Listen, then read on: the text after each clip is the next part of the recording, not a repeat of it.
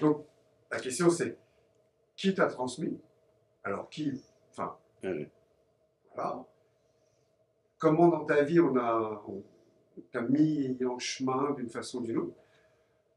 Ce sont tes parents, tes amis ou des gens que tu as rencontrés. Et puis après, toi, qu'est-ce que tu vas faire de ça? Comment tu peux le transmettre? Qu'est-ce que tu fais? Comment tu transmets ça? Voilà. Ok. Ben, moi, oui, on- on- j'ai eu des parents assez sympas. C'était pas une gouvernance rigide. On a été élevé dans une grande tranquillité. On peut pas dire que il y avait de la violence. Il n'y a jamais eu de violence. Moi, mon père m'a jamais touché. Mm. Donc, je peux dire que c'était bien. Bon, il y avait ce problème-là, c'est que euh, j'avais pas le droit d'être un garçon dans cette famille. Mm. C'est le seul hic. Parce que mon père, quand il est né, sa mère est morte. Et toute la famille a dit c'est lui qui a tué sa mère. Oh, oui. Et donc, il a vécu toujours avec ça. Il s'en est bien sorti, hein. C'est un gars qui était fort, très fort. Et quand je suis né, il voulait que des filles, lui. Donc il a eu Mm. deux filles, il était content. Et quand je suis né, ben, dans ses yeux, l'enfant, le gamin que Mm. j'étais, enfin le nouveau-né que j'étais, j'ai perçu ça. Oui, oui. Et ensuite, toute notre vie, on a joué, moi, à faire l'abruti pour que lui soit content, et c'est tout. C'est ce Mm. qu'on appelle un traumatisme de famille en famille, Oui, oui, c'est transgénérationnel même. transgénération. Mais à part ça, on a très. Oui. J'ai jamais été, on allait à la pêche, on faisait plein de choses. Mais il fallait pas faire voir que j'avais de la force. Mm. La force, c'était lui. Et donc, j'ai appris des choses là. J'ai appris plein de choses avec cet homme. Mais il fallait que je ne me fasse pas mal à ma maman ou à mes sœurs. Oui, oui. Donc, et comme j'avais compris qu'en faisant l'abruti, tout allait bien. Et ça, je sais très bien faire. C'est une chose, s'il y a quelqu'un qui m'embête, je vais faire l'abruti. Oui, Le mec va dire, si, il est complètement débile. Au moins, je suis tranquille. Ça, c'est la première chose que j'ai appris, de ne pas se mouiller quand c'est pas le moment de se mouiller. oui. Et puis après, bon, après, j'ai rencontré ma femme, ma charmante femme, et on s'est mariés, on a eu 4 gosses. Et puis à un moment, j'ai rencontré un homme que je disais que c'est le premier qui m'a dit je t'aime là où on ne l'avait jamais dit, Mm. qui m'a pris pour un homme et que j'ai ressenti. Et donc cet homme, je l'ai suivi pendant 20 ans. Et cet homme, il faisait une sorte de yoga, Mm. à une seule position où on pouvait répondre aux questions, Mm. réponses, questions, réponses. Et il avait un chemin complet traditionnel. Chemin complet traditionnel, c'est-à-dire qu'on va chercher son passé, on essaye de voir son présent et on envisage l'avenir. Et traditionnel parce que c'est un maître. Mm. Donc, quand, quand il y a un cercle, il n'y a que lui qui répond, personne d'autre répond. C'est que lui, parce que c'est lui qui a le savoir. Ce qui est juste. Hein. Mm. Même maintenant, moi, je pratique comme ça, parce qu'autrement, on rentre dans des discussions et ça sert à rien. Oui, oui. Donc, j'ai appris un peu tout ce que je vous ai dit. Oui, oui. Voilà, et comment dirais-je, j'ai appris à prendre des responsabilités aussi. Parce qu'un chemin, c'est prendre des responsabilités. Les gens qui font un chemin et qui ne sont pas intégrés dans l'association, qui ne prennent pas, admettons, le jardin comment, pour aider, des responsabilités de comment. Moi, ce que je faisais là-bas en responsabilité, je m'occupais de tous les bâtiments. Oui. Et Il n'y a pas d'engagement si on n'est pas, on voilà, peut pas s'engager, on n'est donc pas. euh, tout à fait. ouais. Donc, et en faisant ça, eh ben, on apprend beaucoup de choses sur soi. Et Puis les années venant, ensuite on enseigne. J'ai enseigné dans cette école pendant une dizaine d'années. Puis au bout de 10 ans, on va dire, c'est peut-être faire quelque chose pour nous. Et donc c'est là où est arrivé, comme j'ai expliqué, on est d'abord allé dans le désert, ensuite on m'a demandé de faire Compostelle, et puis j'ai vu que la marche c'était mon truc. Et donc, parti de là, j'ai commencé à dire aux gens, c'est possible. Donc ça fait 2001, ouais, ça fait 20 ans. Ça fait 20 ans que j'essaye d'enseigner la marche et tout ce qui va avec pour aller au ciel. On va le dire comme ça. Oui, oui, oui, c'est magnifique. La marche est ce qui va avec pour aller au ciel. Il y a un petit sac à dos et Voilà. voilà. Quand ils arrivent avec des gros sacs, je leur dis non, non, ça c'est toutes vos souffrances, vous les posez, on part avec un petit sac. Ça suffit, petit sac, c'est pas la peine de porter un gros sac en plus. Il y en a assez intérieurement à nettoyer, on n'est pas obligé d'avoir un gros sac sur le dos. Ça, c'est la première chose que j'essaye d'apprendre aux gens, c'est que plus on voyage léger, plus on perçoit ce qui, un peu, tous les manques qui ne servent à rien et qu'on veut emmener. Oui. Alors ça, c'est terrible. Les gens, il leur faut... vous partez 15 jours, vous prenez 3 slips, ça va bien. On ne va pas s'en prendre 200. Et 4 chemises, ça va, 4 chemises. Une chemise, elle peut faire 15 jours. Hein. On est plus... On vient dans le rationnel des choses. Et plus on devient rationnel, plus on se perçoit. Parce que tout ce qui nous manque, là, hein, c'est quoi ça? C'est ce qui nous manque. C'est intéressant de savoir. Oui, qu'est-ce qui nous manque? Parce qu'autrement, très souvent, avec 3 fois rien. Hein. Moi, j'ai fait Compostelle, 2 pantalons, la même paire de chaussures et 3 t-shirts. Bon, bah, quand ils sont sales, on les lave, puis on continue. Hein. J'ai jamais eu de sac énorme. On est allé aux États-Unis 15 jours, ils avaient tous des valises comme ça. Moi, il y avait ce qu'il fallait dedans. Ben oui. C'est pour faire voir ce qu'on a besoin nécessaire et puis tout le surplus qu'on met à côté. Et là, le surplus, dans nos civilisations occidentales, le surplus, on en a. Mais il n'y a que ça. On en a à revendre. Et donc, j'ai commencé à enseigner par rapport à la marche. Vous enseignez que des gens qui vous ont apprécié. Vous ne pouvez pas enseigner à des gens qui viennent juste vous écouter. Ça, c'est pas possible.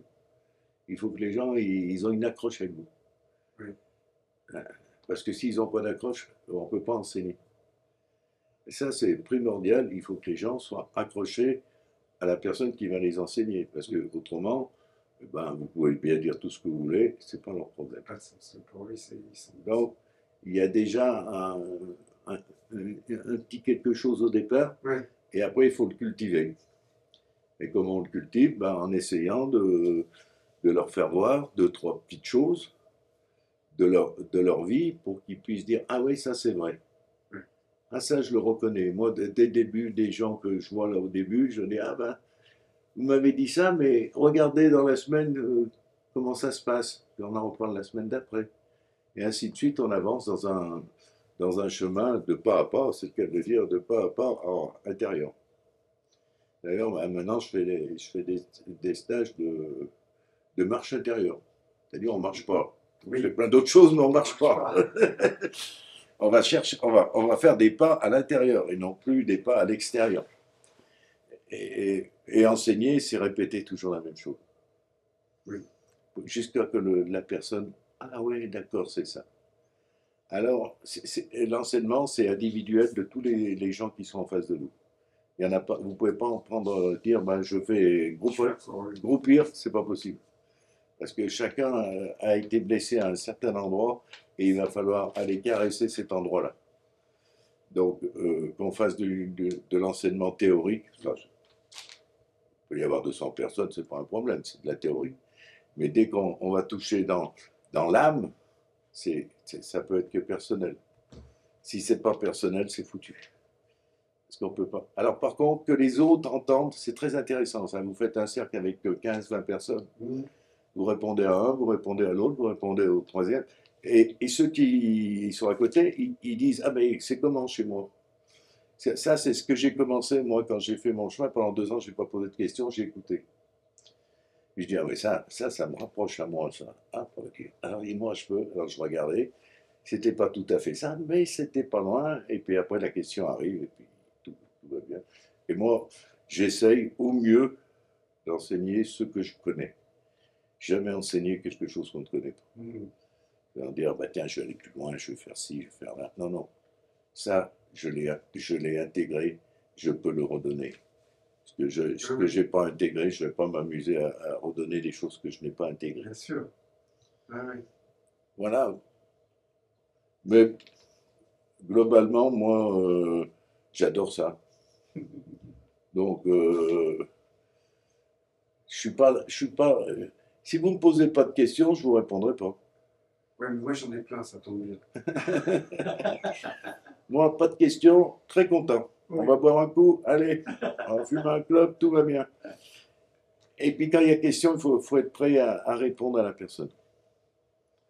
Quand il y a question, il faut répondre. On ne peut pas laisser quelqu'un qui vient vous voir si vous... Et après, il faut être honnête en disant: sur cette question, ça m'est arrivé plusieurs fois. Là, je ne peux pas te dire parce que je n'ai pas senti. Donc, si je ne sens pas, je ne peux pas te dire des choses que je ne sens pas intérieurement. Bien sûr. Donc ça, je le fais souvent. Je dis là, enfin, de moins en moins parce qu'on va prendre la bouteille. Mais au début, je leur disais: ah ben là, les gars, là, je suis pas encore là, moi. Je ne ferai pas. Et je pense que c'est l'honnêteté qui fait que ça marche ou ça marche pas. Être honnête avec les gens. Oui, bien sûr. Plus vous êtes honnête, plus vous voyez.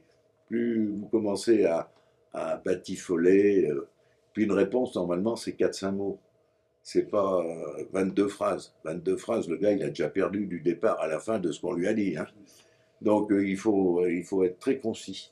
Et ça, je sais bien faire ça, très concis. À un moment, j'avais un groupe, toutes les semaines, ils étaient une quarantaine. Et je répondais pendant 1 heure. 40 questions en 1 heure, il faut faire vite. Hein. Oui, ça fait... Oui. Eh bien, on allait à l'essentiel. Il posait sa question, je disais 3 mots, je passais à l'autre. Alors ça, j'adorais.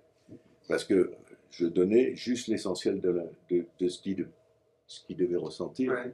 Et après, les gens partaient. Ça marchait très bien. Pendant 4-5 ans, le groupe s'agrandissait. C'était pas de la marche. Hein. Quand alors, j'avais rempli la moitié de l'association, c'était moi qui l'avais rentré.